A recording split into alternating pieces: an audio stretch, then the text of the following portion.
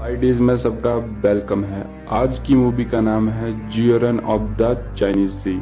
ज्यूरन शब्द का मतलब है जलपरी। इस शब्द का इस्तेमाल प्राचीन कहानियों में किया गया है। यह कहानी है समुद्र के किनारे बसे एक छोटे से गांव की जिसका नाम है नौतारा, और एक रहस्यमय पिशाच की जिसका नाम अहिंगा है। वो और उसकी प्रजाति सदियों से एक खजाने की रक्षा कर रहे हैं जिसमें बेशुमार हीरे हैं। तो कहानी की तरफ चलते हैं। कहानी की शुरुआत में हमें 3 मछुआरों को दिखाया जाता है जो समंदर में मछली पकड़ने के लिए आए हैं, लेकिन थोड़ी देर बाद वहां पर मौसम खराब हो जाता है। उनमें से एक मछुआरा कहता है कि हमें वापस जाना चाहिए, लेकिन उनमें से एक होता है वो कहता है कि हम इतनी दूर आके वापस नहीं जाएंगे। तभी इनके ऊपर जल पिशाच हमला कर देते हैं। वहां पर पानी में एक बहुत बड़ा भंवर पैदा होता है। वो जल पिशाच इन लोगों को उस भंवर में ले जाते हैं। फिर कहानी हमें कुछ साल बाद बताई जाती है जहाँ पर एक लड़का होता है जिसका नाम सुशान होता है। ये इस कहानी का हीरो है। उसके साथ एक लड़की होती है जिसका नाम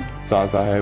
ये दोनों एक दूसरे से बहुत ज्यादा प्यार करते हैं और एक दूसरे से शादी भी करना चाहते हैं। थोड़ी देर बाद सुशान अपने घर वापस जाता है जहाँ पर वो देखता है कि उसके गांव का मुखिया वहाँ पर आया है जिसका नाम पुष्कर है। वो उसकी माँ से कहता है कि मैं सुशान के लिए एक रिश्ता लेकर आया हूँ। सुशान समझता है कि वो सासा का रिश्ता लेकर आया है और सासा से उसकी शादी होने वाली है।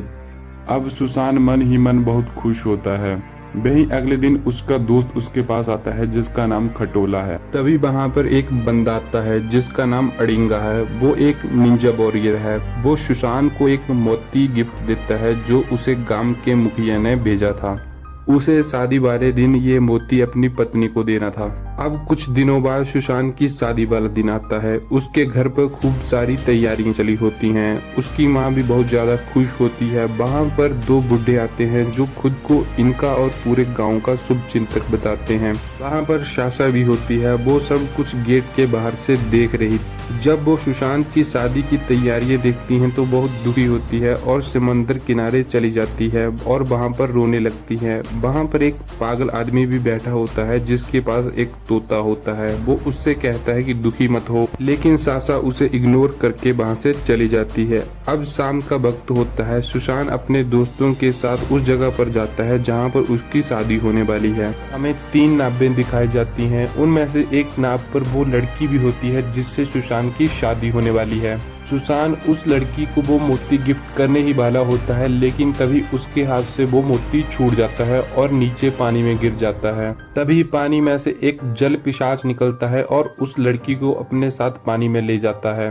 सुशान उस लड़की को सासा समझकर पानी में उसे बचाने के लिए कूद जाता है, लेकिन तभी उसे एक जल पिशाच वहाँ पर पकड़ लेता है। वो किसी तरह से उससे छूटकर बाहर निकल आता है। सुशान अब गुस्से से भर जाता है। अब वो सासा का बदला लेना चाहता है। सुशान अब मुखिया के पास जाता है और उससे सारी बात पूछता है। मुखिया उसे बताता है कि यहाँ से दक्षिणी पूर्व पर एक टापू स्थित है जिस पर सारे पिशाच रहते हैं। अगर तुम उनमें से एक को पकड़कर यहाँ ले आओ ताकि हम देख सके कि इनसे कैसे निपटा जाए, तभी हम तुम्हारी कुछ मदद कर सकेंगे।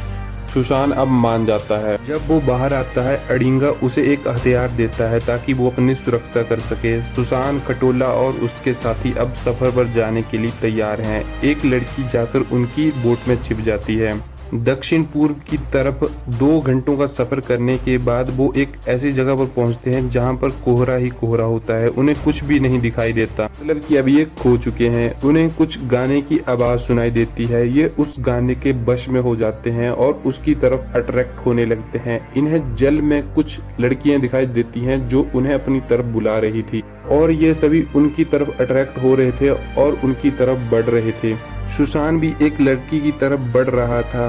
तभी वो लड़की पिशाच बन जाती है और उस पर हमला कर देती है, लेकिन तभी सासा उसे बचा लेती है। सुशान होश में आ जाता है और वो समझ जाता है कि सासा अभी तक मरी नहीं है। अब ये दोनों बाकी लोगों को होश में लाने की कोशिश करते हैं। पिशाच इन पर हमला कर रहे थे। तभी नाव पर आग लग जाती है और नाव पर रखा हुआ बारूद फट जाता है, लेकिन ये लोग समय रहते पानी में कूद गए थे, इसलिए ये लोग बच जाते हैं। सुबह यह एक टापू पर पहुंचने वाले थे, लेकिन तभी एक पिशाच सुशान के दोस्त पर हमला कर देता है। सुशान उसे बचाने के लिए जाता है और उस पिशाच को बहुत बुरी तरह से मारता है। सासा उसे रोकने की कोशिश भी करती है, लेकिन तभी एक जल पिशाच उसे अपने साथ ले जाता है।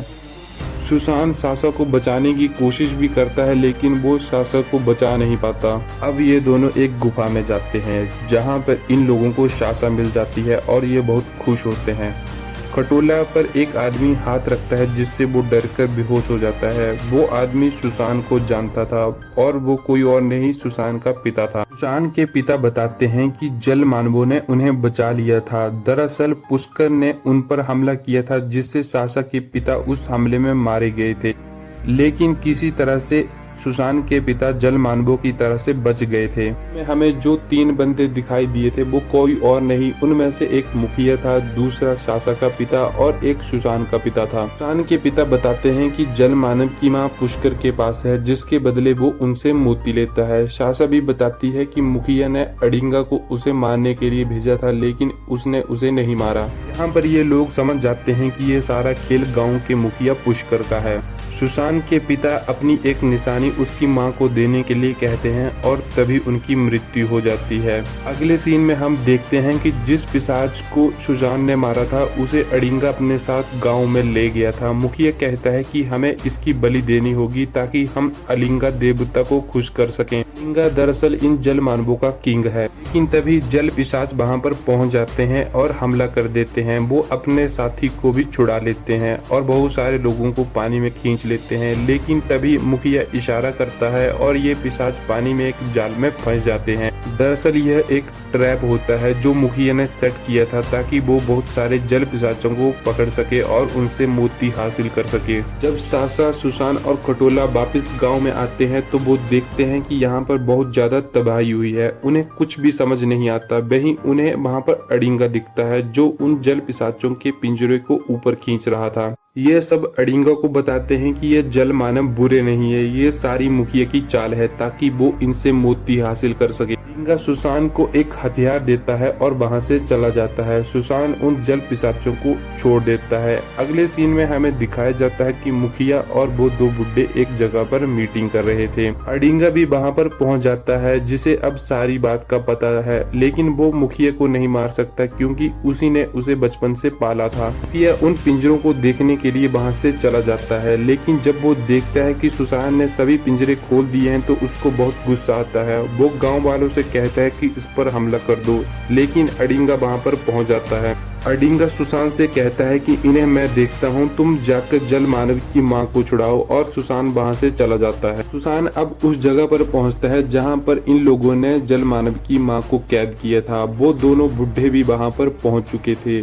वो सुसान पर हमला करते हैं, लेकिन पागल आदमी भी वहां पर मौजूद होता है। वो सुसान को इशारा करता है कि यहाँ से चले जाओ और मैं इनको देखता हूँ। तभी एक बुढ़े की जेब में से हीरे की पोटली नीचे गिर जाती है। पागल आदमी अब इन दोनों को आपस में लड़वा देता है। वो कहता है कि ये तुम्हें धोखा दे रहा है। अब वो 2 बुढ़े एक दूसरे को ही मार देते हैं। सुसान उस जल परी को आजाद करके पानी में छोड़ देता है। वो जल परी पानी में जाकर एक बड़ा सा मोती बाहर लेकर आती है। उससे आसमान में एक रोशनी पैदा होती है जिससे पहले सारी हुई घटनाओं को दिखाया जाता है कि कैसे मुखिया ने सासा और सुसान के पिता को धोखा दिया और उन्हें मरवा दिया। सारा गांव यह दृश्य देख लेता है। सुसान की मां भी वहां पर पहुंच जाती है जो उन सब बातों को अब जान जाती है। सुसान उन्हें उसके पिता की निशानी देता है जो उसके पिता ने उसे दी थी। ये भी वहां पर पहुंच जाता है। वो गांव वालों से उस पर हमला करने के लिए कहता है, लेकिन गांव वाले अब उसकी सच्चाई जानते थे। वो कुछ नहीं करते। मुखिया एक चाकू निकालकर अब उसे मारने की कोशिश करता है, लेकिन सुसान की मां बीच में आ जाती है और चाकू उसे लग जाता है। सुसान उसे अब पीटने लगता है, लेकिन उसकी मां मना करती है। वो कहती है कि हम इसकी तरह नहीं हैं। अब सुसान का दोस्त वहां पर एक हीरे से भरा हुआ संदूक लेकर आता है। सुसान उन सभी मोतियों को पानी में फेंक देता है। मुखिया इन मोतियों को उठाने के लिए पानी के पास जाता है और पानी में गिर जाता है। जल मानव उसे मार देते हैं और अपना बदला पूरा करते हैं। अगले सीन में हम देखते हैं कि सुसान और सासा की शादी हो चुकी है। ये दोनों एक सफर पर जाने वाले हैं। वहां पर खटोला और अडिंगा उनको छोड़ने के लिए आए थे। अब ये दोनों अपने सफर पर निकल पड़ते हैं। सुसान अपने पिता की निशानी सासा को देता है। इसी के साथ ये कहानी यहीं पर खत्म होती। वीडियो को लाइक कीजिए, शेयर कीजिए और अपने भाई को सपोर्ट कीजिए और चैनल को सब्सक्राइब कीजिए। धन्यवाद।